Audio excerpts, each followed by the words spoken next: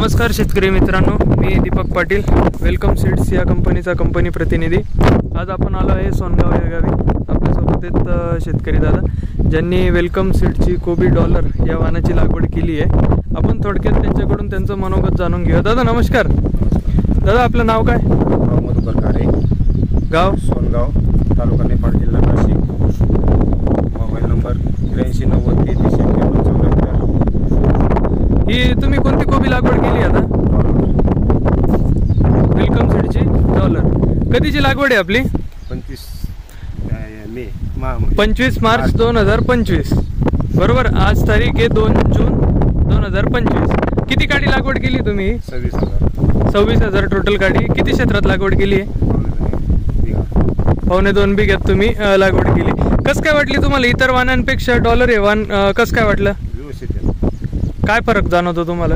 काय आता विगर आणि रोगाला काही पडली, पत्ती वगैरे? पत्ती चांगली, पत्ती वगैरे रवे। रोगाला कशी आहे?